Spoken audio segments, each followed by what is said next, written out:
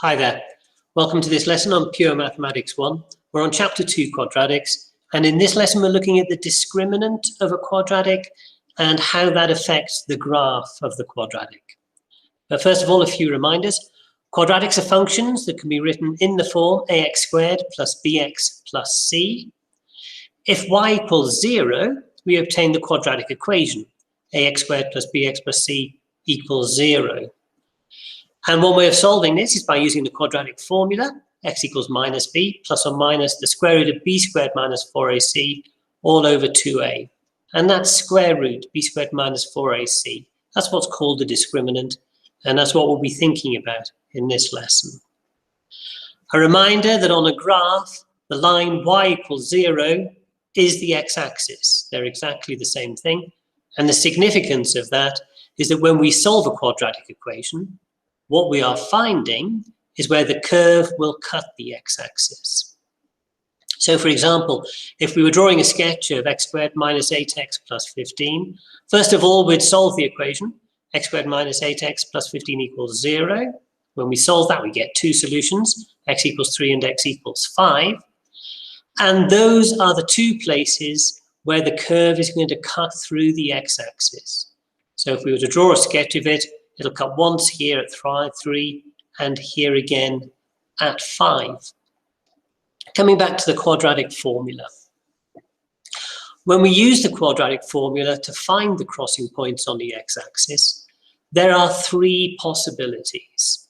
And these possibilities all revolve around the inside of that square root, b squared minus 4ac. The first possibility is that b squared minus 4ac is a positive number. It's greater than 0. So the discriminant is greater than 0. Now, if that's the case, the equation will have two real roots, and the curve will cut the x-axis twice, like in the last question. You'll get something that looks a little bit like this. The second possibility is that the discriminant, b squared minus 4ac, is equal to exactly 0. Now, if that's the case, you only get one solution. You actually get that one solution twice. So the normal thing to say is that the quadratic equation has got one repeated root. And a reminder, the word root means exactly the same thing as the word solution. Roots, solutions, they are identical. The consequence of there being only one solution, one root, is that the curve touches the x-axis at just one point. And you'll get a graph that looks something like that. The third possibility is the more interesting one. It's where b squared minus 4ac is a negative number. Now, if it's a negative number, you cannot find its square root. We can't find the square root of a negative number, and therefore the equation will have no solutions. Strictly speaking, we'd say it's got no real roots. Now, what will the curve look like in that case? Well, it never touches the x-axis. That's the consequence of what we're saying here. We're saying when we try to find the crossing point, we get an equation that has no solutions. Well, therefore, there are no crossing points. And what you will get is a curve that looks something like this. It's still a normal quadratic. It's got the same shape as normal. It comes down, but it never reaches the x-axis. It starts heading up again from its minimum point. Now, those previous graphs have all been considering what happens when the coefficient of x squared is positive. So if a is a positive number, like 2x squared, 3x squared, 5x squared. We now need to think, what happens if a is negative, if a is less than 0? So we'll have a quadratic equation, something like minus 3x squared. Doesn't matter what these other terms are, it's just the number in front of the x squared that's significant here. Well, if it's negative, exactly the same thing happens as before, except that now the curves are the other way up.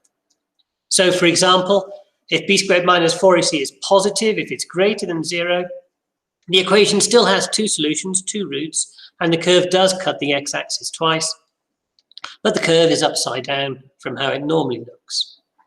Second possibility, if b squared minus 4ac is exactly 0, the equation has one repeated root, and because it's just one solution, the curve just touches the x-axis on one occasion at that point there. And the final possibility, where b squared minus 4ac is a negative number, which means you can't find its square root, that means that the equation has got no real roots. The consequence of that is that the curve never touches the x-axis, and you get something a bit like that. Okay, 2 examples for you to have a go at yourselves. The first one is this. It says, find the values of k for which f of x equals x squared plus kx plus 4 has got equal roots. Now, equal roots means the same thing as repeated roots. That means b squared minus 4ac must be equal to 0. I'll let you have a go at this. Pause the video. Come back to me when you're ready. Okay, equal roots. Well, we said the consequence of equal roots is that b squared minus 4ac is going to be 0. Well, first of all, we need to find b squared minus 4ac. b is k, the value in front of x. Then we've got minus 4 times a is 1, c is 16. And for equal roots or repeated roots, that has to equal 0. Tidying this up, we'll get k squared minus 64, and that has to equal 0. Well, we just solved that equation. That gives us k squared equals 64, which means k equals plus or minus 8. Now, that is the question answered. We haven't been asked to do any more than that. But I think it might be useful just to have a look at what this really means and what we've done.